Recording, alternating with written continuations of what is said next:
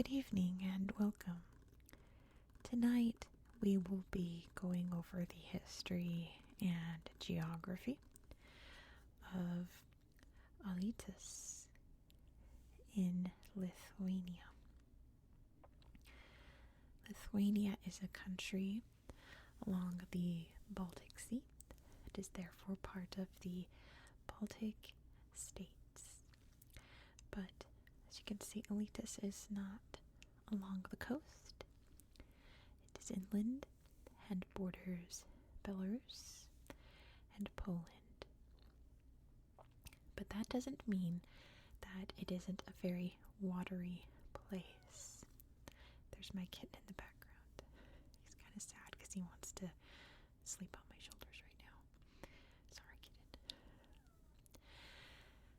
Lithuania is a very boggy, wet, marshy place full of rivers and lakes, and Alytus is no exception. Here comes the cat. He might come into the shot in a second. Alytus is part of a region known as Zukia, right down here. And this region, just like the rest of Lithuania, is very wet with lots of lakes and things. You can see, hello, my cat's going to point out to you. He wants to, I don't know what he wants to do. We're going to wait for him to figure out what his little problem is. Come over here, kitten. Come on. Thank you, baby. Come on, kitten. Okay. There. He's going to help us out. As you can see, there are lots of, please don't hit stop record. Okay. There are lots of lakes and rivers. Oh, he's got on my shoulders. There we go. Now he's happy. And the Nemunas River flows right down here through the region and right down the middle of the city of Alytus. Okay, waiting for him to figure out where he's going to sit on my shoulders. Okay, nope, okay. I have spent, oh my gosh, okay. No, don't bite the pencil. I've spent the past hour trying to calm him down so that I can film, and now that I've started filming, he's woken up. Alright. He's gonna attack the pencil. So, you can't see it anymore, but let me slide the kitten. Sorry, kitten. Come over here, please. Come. Okay. Move. Thank you. I'm so sorry.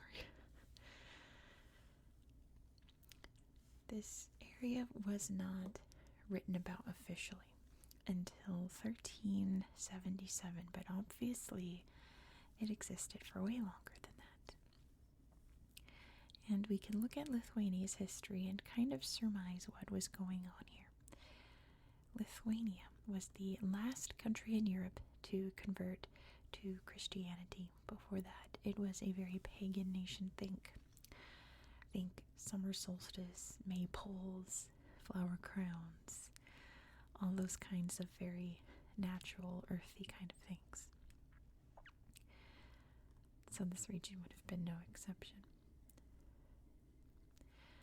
This area was invaded by the Teutonic Knights in the 14th century, who were there marching through Lithuania trying to, and succeeding in converting the Lithuanian people to Christianity. They built a fortress here in Alytus. And the next thing I can really find about this region is from 1795, during the third partition of Poland. So before that, this region was part of the Polish-Lithuanian Commonwealth, which at its peak was the largest country in Europe.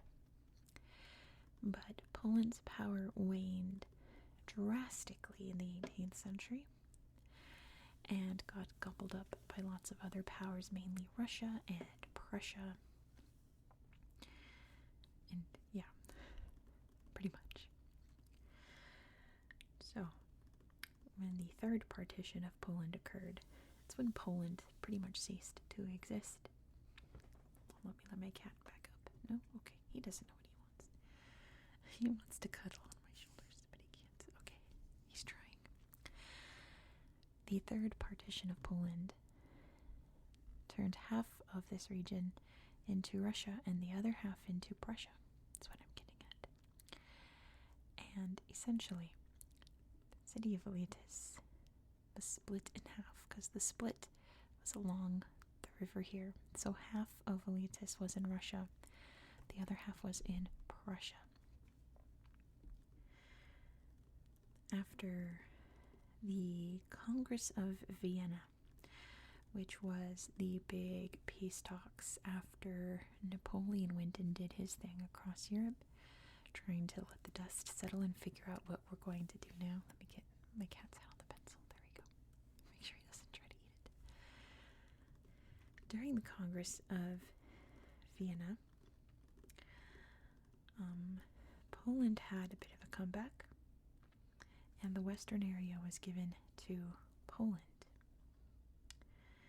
But eventually, all of this region would become part of Russia in an event known as the January Uprising, where the people here were like, we're Lithuanians, we don't want to be Russians, and the Russian Empire said, too bad, now you're all Russians, whether you like it or not. So I think the January Uprising was in Poland. I think it was in the Polish side. I forget. Someone will correct me in the comments. I've completely blanked. But long story short, the whole region became part of Russia.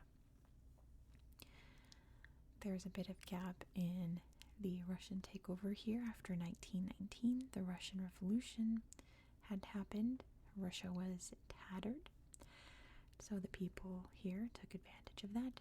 Lithuania declared independence. And in 1919, this region became part of Lithuania. And that one lasted for a few decades until 1941, when Nazi Germany invaded. This was a really devastating occupation.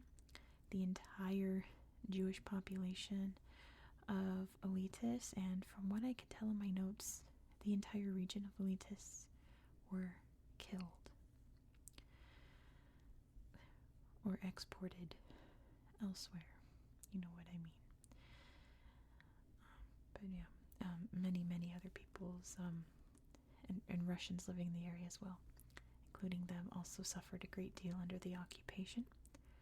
That lasted until 1944, when the Soviets invaded. The Soviets would hold on to the region until 1990, when Lithuania would declare independence once again.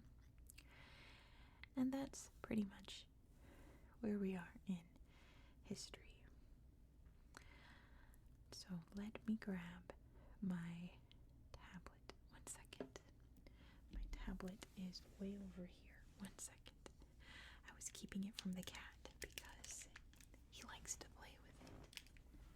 Let me see. Hold that kid in.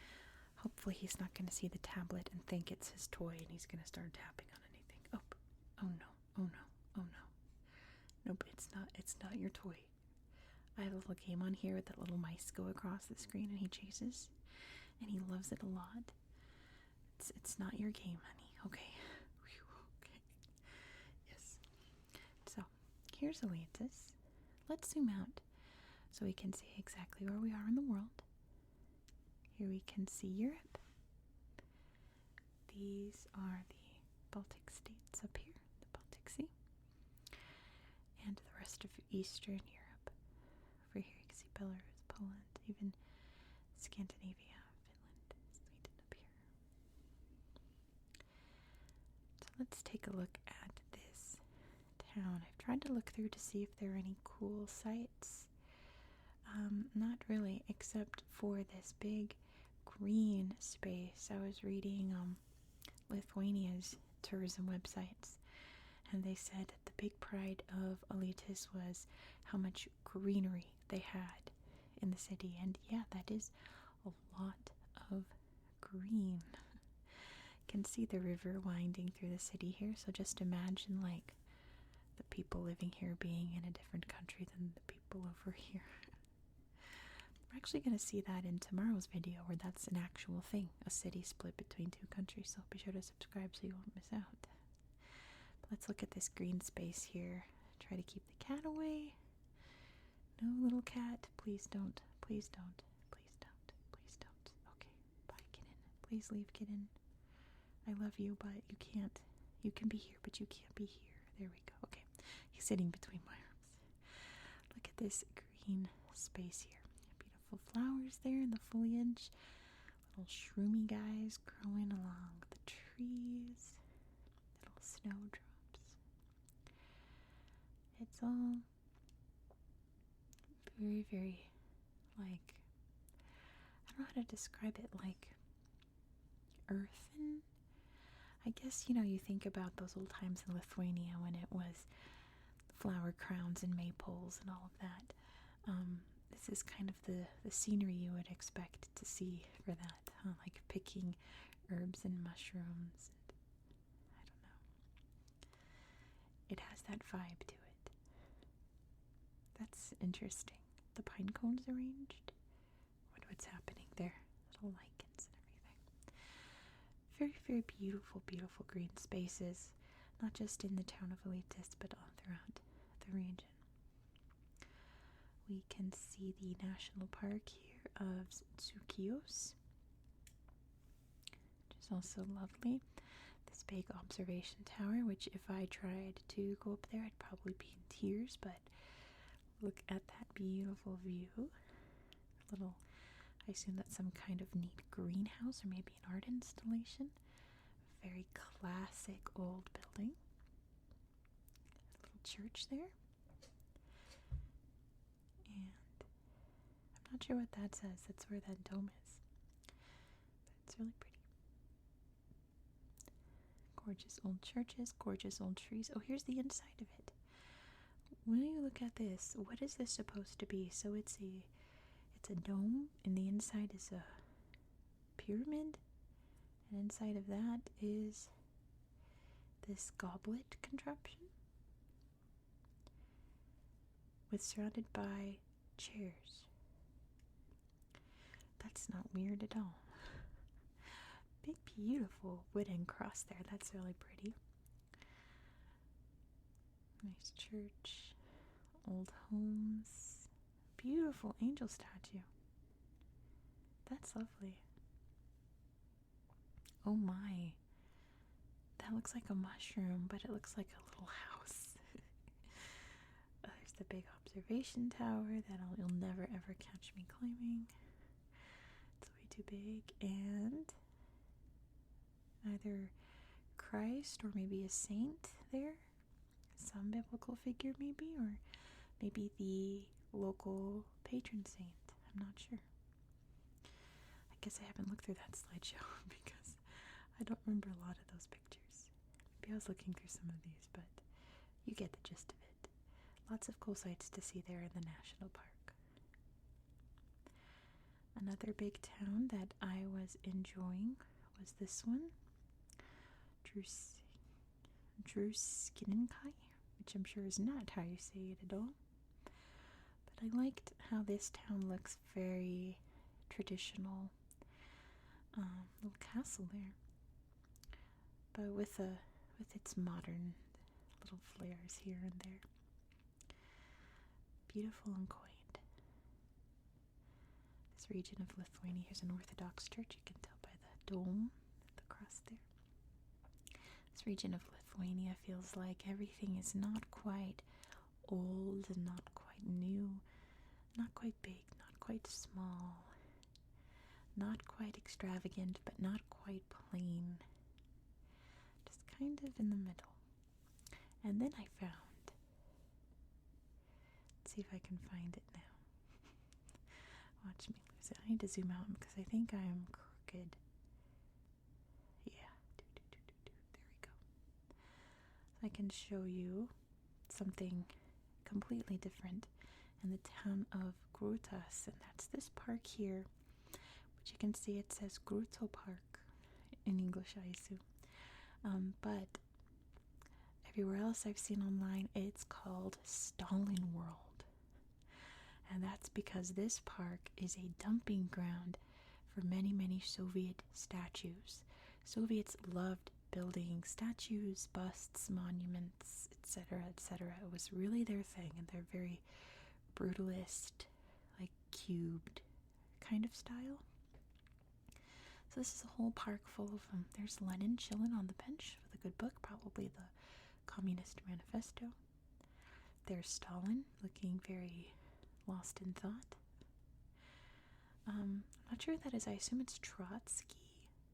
Trotsky? Who else would it be? I'm not sure.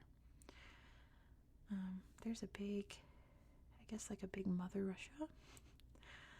I'm not sure who she's supposed to be. Oh, Lenin's looking very angry there. Little hut. Maybe they'd give stage performances there. Kids' playground. Ooh. Yeah, very, very Soviet, isn't it? I assume that's Trotsky, because then it would be Lenin, Trotsky, Stalin. I assume? I have no idea. Some kind of old rail car. That's neat. A big soldier here looking out among the park. A giant Lenin, kind of in that, like, Kim Jong-il pose. I don't know. That's what it looks like. Surrounded by many other tiny Lenins. How weird. There's a couple of these kind of Soviet dumping parks around Eastern Europe. But this one's really interesting because it's in this kind of beautiful, serene environment.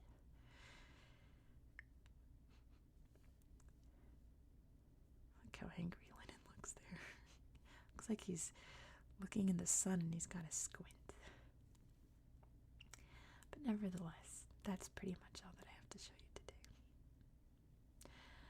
So, anyway, first of all, apologies for the kitten chaos. Like I said, I've been struggling to calm him down for the past couple of hours. I have some scars to prove it. And, kittens are crazy. They don't calm down for about a year, so I apologize, but I'm sure none of you mind. Anyway, thank you again for watching. Again, if you're interested in seeing a city in Paraguay, which is split into, not by a river, but by a border, you'll have to check out the video because I'll explain why this city has a line through it that has Paraguay on one side and another country on the other. I'll explain it all to you tomorrow. Be sure to subscribe so you won't miss out. I hope that you found this video relaxing and educational, and I hope that you have a good night. Good night. Good night. Good night. Good night. Good night. Good night. Good night.